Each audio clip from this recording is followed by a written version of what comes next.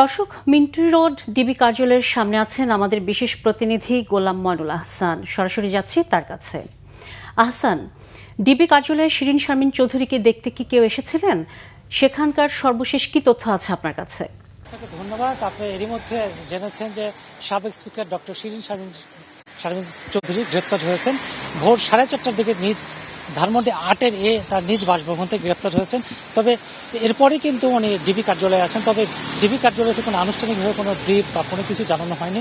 তবে ধারণা করা হচ্ছে আজ তাকে নিয়ম অনুযায়ী আজকে ওনাকে আদালতে ওঠানোর কথা। তবে এখন যেটা গণমাধ্যম কর্মীরা অপেক্ষা করছি, এখানে কোনো ডিবি কার্যালয় থেকে কোনো কখন বক্তব্য দেওয়া হবে বা কখন ওঠানো হবে সেই বিষয়কে আমাদেরকে জানানো হয়নি। আপনি জানেন ডক্টর শিরিন শারমিন চৌধুরী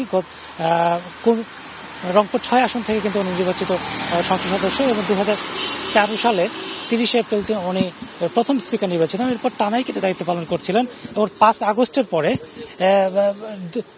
পরে কিন্তু ওনাকে আর সেভাবে ট্রেস করা ছিল না। অনেকে ধারণা করছেন হয়তো উনি দেশে নাই, উনি ভারতে আছেন। তবে শেষ পর্যন্ত কিন্তু উনি দেশ থেকে আটক হলেন এবং সরকার কি ডিবি তার কেন গোয়েন্দা পুলিশ কেন তাকে গ্রেপ্তার করেছে, কোন মামলা গ্রেপ্তার করা হয়েছে সেই বিষয়ে কিন্তু এখন আনুষ্ঠানিকভাবে কিছু বলা হয় না। আমরা অপেক্ষা করছি, হয়তো আমরা আজকে বিষয়টি যেহেতু আদালতে ওঠানো হতে পারে তারপর হয়তো পরিষ্কার হতে পারবো।